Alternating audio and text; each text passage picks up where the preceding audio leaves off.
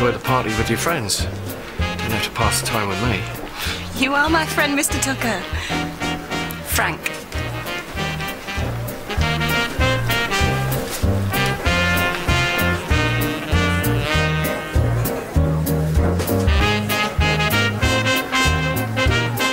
Who invited him? Who knows? Good evening, Mrs. Reeves. Mr. Finch. When did they let you leave the hospital? A week ago, I've sent me home to convalesce. Pity your land girl can't say the same. Yes, it was a shame about that, but of course, if I'd been there to train her... Since when do you train any of them? I'd worry about your own girls if I were you. The likes of Frank Tucker under your roof. Do excuse me, Mrs. Reeves.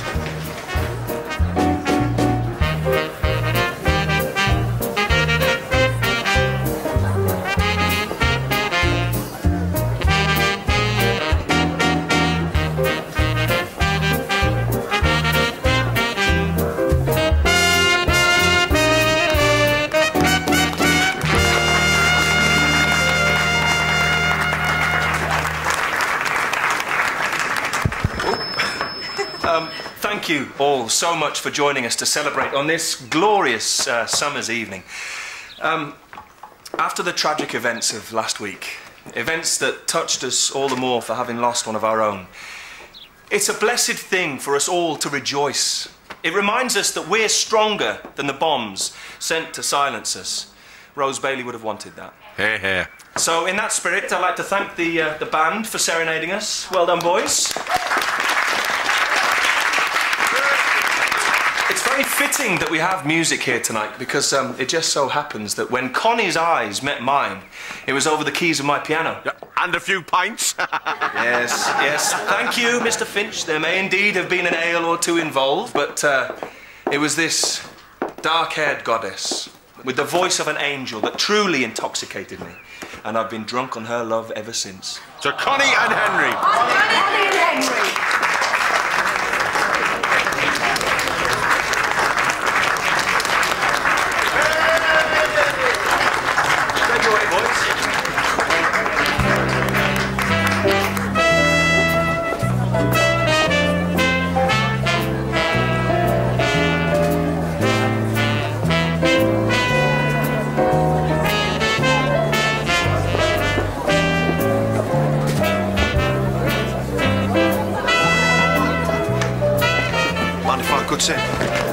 Yes, I do. What are you on along here, lad? Must be past your bedtime. Martin. I'm sure I shall dance with you again, love. What's he looking at? He's just looking out for me. You ought to watch yourself with him. He's a thug. Just like his brother. That's not true. I'm only telling you for your own good. The Tuckers can't be trusted. I trust him before I trust you.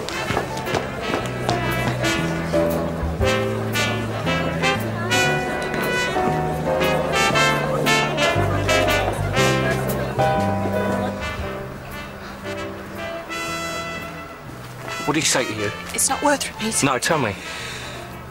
He said you were dangerous, but I know you're nothing like your brother. Yeah, more's the pity. But he beat up Mr. Story. Look, the man had it coming to him. If I had to, I'd finish the job.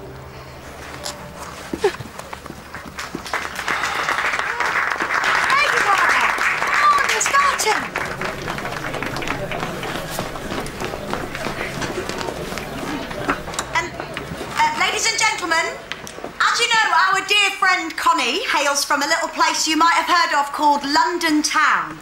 So as it's Connie's night, we thought we'd try and recreate a little bit of London for her right here in Helmstead. I've just been to a ding-dong, that good old Brixton wine. Oh, Mother Brown, the Pearly Queen's 100 years today. Oh, what a celebration, it's proper la-di-da. Till someone rolled the carpet up and shouted, now then, Ma. Needs a Mother Brown, needs a Mother Brown. Come on, dearie, let it go. E-I-E-I-E-I-O, it's your blooming birthday. It's wake up all the town. So needs a Mother Brown. Needs a Mother Brown. Needs a Mother Brown.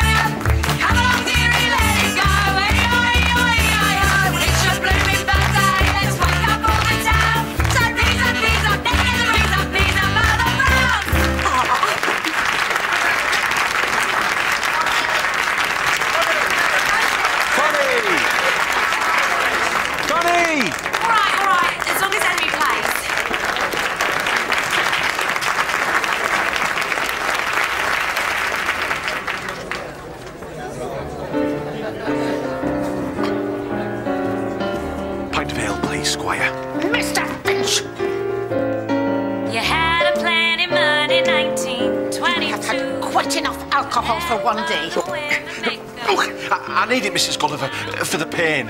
You will take the proper medication at the allotted time. Suppose half an hour won't matter. Get out of here. A glass of water. Money too. You're sitting down wondering what it's all about. You ain't got no money, they will put you out.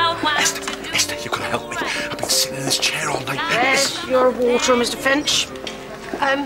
Thank you, Mrs. Gulliver, for looking after Mr. Finch, but I'll take over now. It is my Christian duty to nurse Mr. Finch back to health, Mrs. Reeves. You're not his family, Mrs. Gulliver. Neither are you, which is why he should reside with me until he is recovered perfectly. What? Why would he want to stay with you? Because I've got more time to look after him than you do. Well, I hardly... I think that's quite a good idea. I'd be out from under your feet, wouldn't I? Right. Well, if that's what you want... Mr. Finch will be well taken care of. Wouldn't be you running round from door to door. Why don't you do... Take your pill. And don't think I'll be indulging your lusts of the flesh. Get out of here and get me some money too. I fell for your jobbing and I took you in. Now all you got to offer me's a drink of gin. Why don't you do right like some other men do?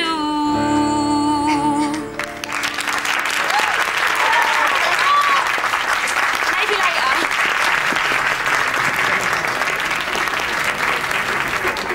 Danny? Danny?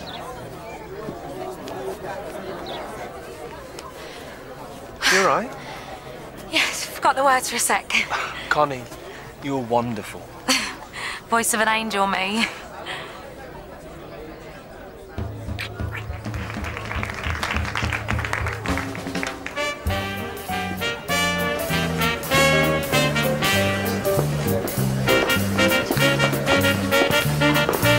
Mr. Story, I'd like to discuss a business matter with you, if I may. Lady Hoxley. Rose Bailey's death was an unavoidable tragedy. But I feel that the injury that led to it was not. I'm not apportioning any blame, Mr. Story. I understand you've been unwell. But now that you're back, I think that your farm and Mr. Finch's should work together. That way you can share all your labour and expertise. We mustn't let our land girls be left without the proper training and support. I trust you're happy with this arrangement. Lady Hoxley. Excuse me.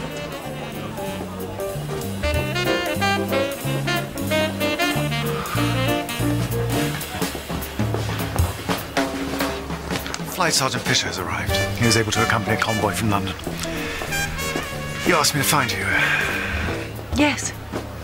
Thank you for your diligence, Dr. Channing. I'll inform Mrs. Fisher. Lady Hoxley, it wasn't my intention to upset you. There's no need to explain. You've made your feelings perfectly clear. No, I don't think I have. Ellen, I'd like nothing more than to stay and dance with you. As we did that first night.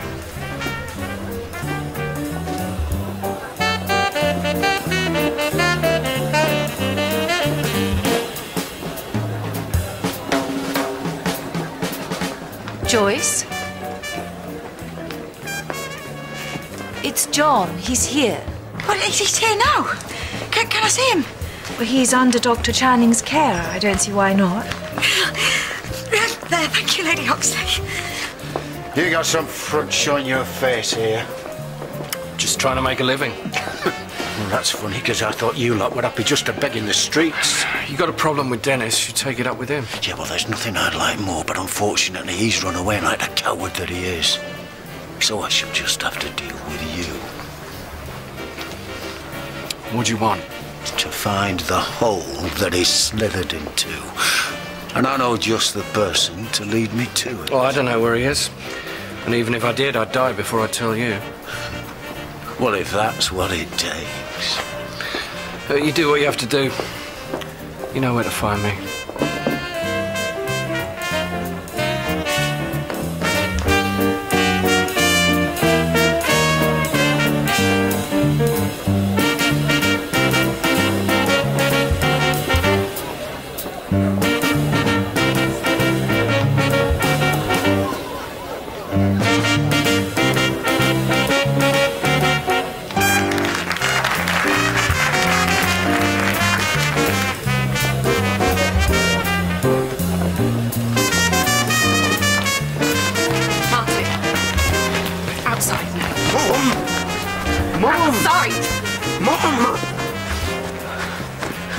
Have you been drinking? No.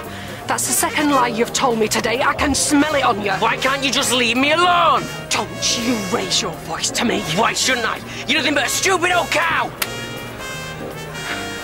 Martin. Martin.